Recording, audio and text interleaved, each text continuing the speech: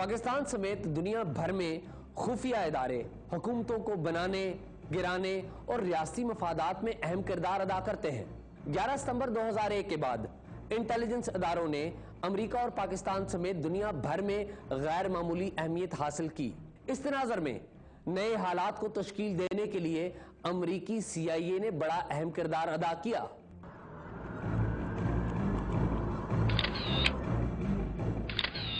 یہ ہے امریکی انٹیلیجنس CIA کا مرکز لینگلے۔ CIA امریکی ریاست کی سلامتی کے لیے امریکی پالیسی میکرز کو خفیہ معلومات کی فراہمی کے ساتھ ساتھ امریکی صدر کی ہدایت پر دنیا کے مختلف حصوں میں خفیہ آپریشنز بھی کرتی ہے۔ We conduct covert action at the direction of the President. ہم اپنے صدر کی ہدایت پر خفیہ آپریشن کرتے ہیں۔ یہ وہ عمل ہے جس سے ہمارا کام معلومات کے حصول سے نکل کر ایکشن لینے تک چلا جاتا ہے۔ اس طرح کے خفیہ آپریشنز کا اختیار ہیری ٹرومین سے آج تک کے تمام امریکی صدور نے استعمال کیا ہے۔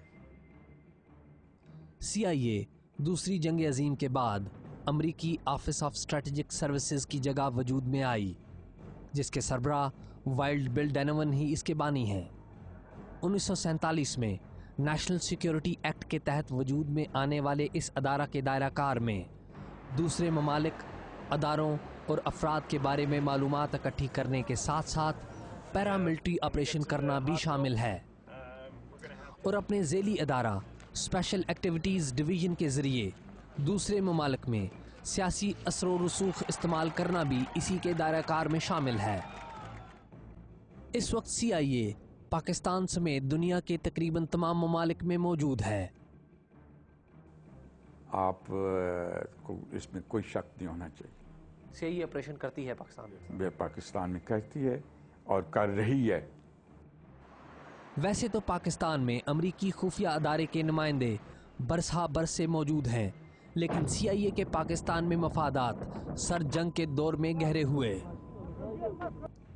CIA پاکستان میں ملک کے سب سے بڑے خفیہ ادارہ ISI کے ساتھ رابطہ کرتی رہی ہے۔ سر جنگ کے دوران CIA کے مختلف سربراہان پاکستانی ISI کے لیفٹیننٹ جنرل اختر عبد الرحمان کے ساتھ رابطے میں رہا کرتے تھے، اور ISI ہی کی مدد سے افغانستان میں روس کے خلاف آپریشن کامیاب بنایا گیا۔ CIA کی ٹوٹل ڈیپینڈنس پاکستان کے اوپر تھی، کیونکہ پاکستان کو اور ضیاء الحق صاحب نے very cleverly used not the military but the ISI to fight this وار۔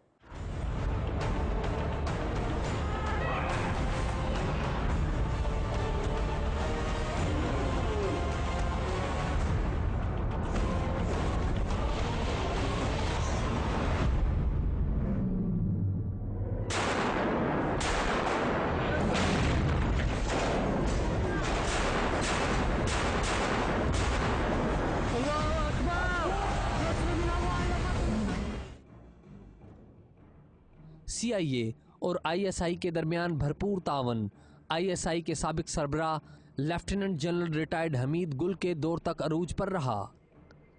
بعد ازاں ضیاء الحق کی پراسرار ہلاکت کا ایک الزام CIA پر بھی عائد کیا جاتا رہا، تاہم اس بارے میں آج تک حتمی بات سامنے نہیں آ سکی۔ CIA اور پاکستان کے درمیان سر جنگ کے بعد بھی تعاون کا سلسلہ جاری رہا۔ اس دور میں CIA اور پاکستان کے درمیان تعاون کی ایک بڑی مثال یہ ہے کہ 1996 تک CIA کا ایک خصوصی طیارہ B-200 سیسنا مستقل طور پر اسلام آباد کے ہوائی اڈے پر موجود تھا۔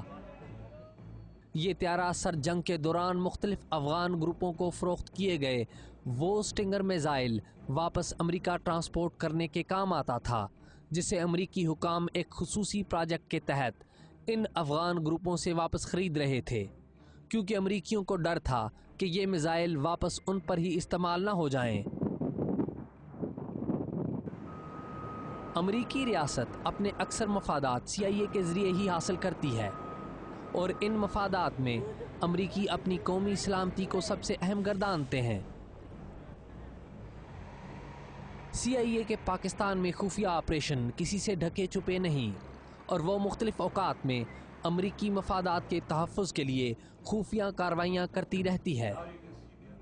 ادھر پاکستانی فوجی و سول حکمران اپنے اقتدار کو مضبوط کرنے یا پھر بچانے کے لیے بھی CIA سے رابطے کرتے رہے ہیں۔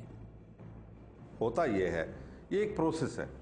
پولیٹیشین اقتدار میں آنے کے لیے امریکہ کا سہارا تلاش کرتے ہیں عوام کی طرح، حالانکہ ان کو تو عوام کی طاقت سے آنا چاہیے۔ ایک بات اس طرح کہوں گا کہ پاکستان میں جو بھی انٹیلیجنس چیف بنتا ہے، سب سے پہلے اس کی کوشش یہی ہوتی ہے کہ یا انویٹیشن ملے یا خود کسی طریقے سے CIA وزٹ کرے اور وغیرہ وغیرہ۔ میرا خیال ہے شاید واحد انٹیلیجنس چیف ہوں گا جو 3 سال میں CIA کا ہیڈ کوارٹر وزٹ نہیں کیا۔ امریکی صحافی سٹیو کول اپنی شرح آفاق کتاب گھوسٹ وارز میں امریکی قومی سلامتی اور CIA کے سابق افسر بروس رائڈل کے حوالے سے لکھتے ہیں کہ 1999 میں نواز شریف کی حکومت کے آخری دنوں میں شہباز شریف نے امریکہ کے ویلاراڈ ہوٹل میں ان سے ملاقات کی۔ وہ جانتے تھے کہ ان کے بھائی کی حکومت کے خلاف فوجی بغاوت ہو رہی ہے۔ شہباز شریف کے ہمراہ اس وقت کے DG ISI general Zia Uddin but بھی تھے، جو پاکستان میں جمہوریت کی بقا کے لیے امریکی CIA کی مدد کے طلبگار تھے۔